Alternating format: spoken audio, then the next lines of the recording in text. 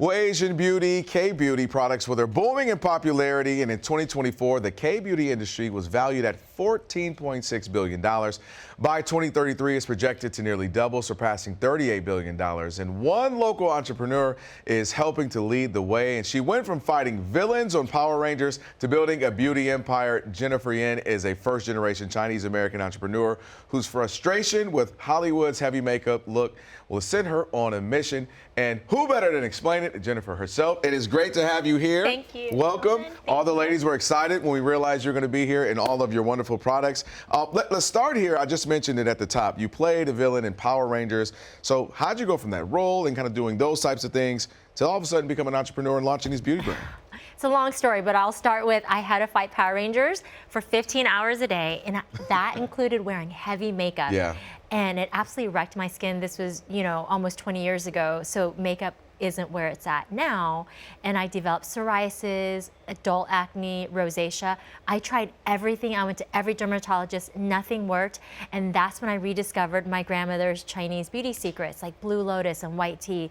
Very soothing, calming, nurturing ingredients. And I set out to create my first brand, Pure Lise.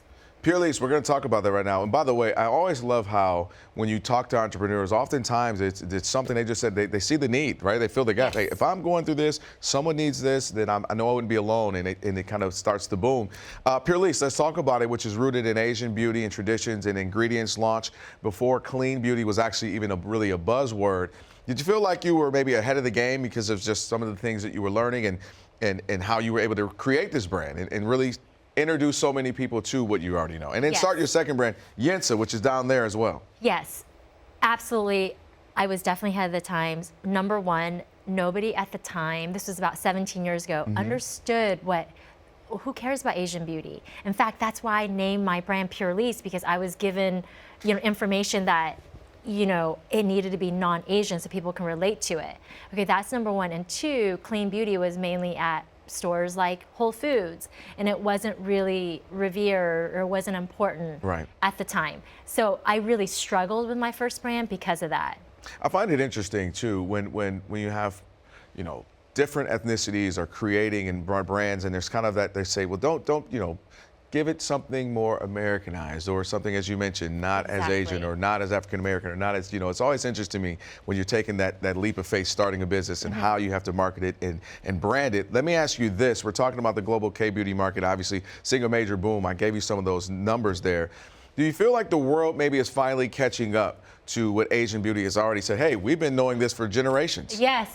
Finally, it's about time. I mean, these rituals and my products are inspired by 1,000-year-old Asian beauty rituals. It's not been tested for 10 years or 15 years. I'm talking from generations and generations, which leads me to YENSA. So because I didn't go so Asian with Pure Lise, I went deep into my second brand, and I wanted to bring true authenticity to the brand YENSA, which means color in Chinese. It's derived from my last name Yen, which means color.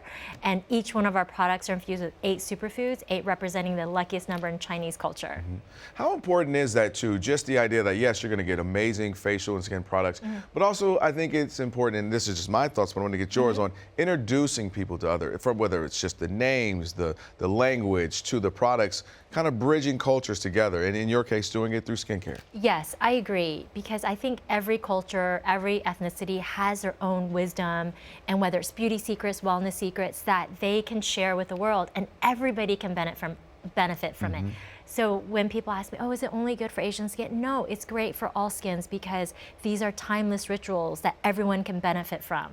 Well, listen, you're looking at me, and I told you, I was a traditional guy's guy, wasn't wearing makeup before the TV. Now I wear it every day, okay? And so I'm looking at this, I'm thinking about skincare, things that I didn't used to think about, how you're taking care of your skin. So these things matter. And my question to you would also be, is this something that you feel, hey, it's a trend right now, it's a fad, almost like diets, right? We're on the Atkins diet, or we're in this one, or is this going to be here to stay? No, it's definitely here to stay. If you look at all of the K-beauty invasion, like now Chinese beauty is on the rise, Japanese beauty, I mean, finally people are catching on because these rituals truly work. They're timeless, and they are definitely here to stay. Well, let me tell you, if you are the model of the representation, dang it, it is working. I'll tell you that. Jennifer Jennifer Yen, founder of Purelease.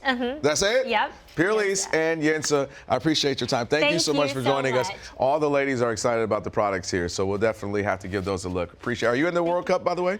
Where are you going? Hang around. Okay. Are you in a rush right now? Hang around with me. We got to talk about the World Cup. We got the festivities that are still happening across California, including at Legoland in Carlsbad. Our Lydia Pentaza, she's out there right now. We're going to check in with her. Lydia, good morning.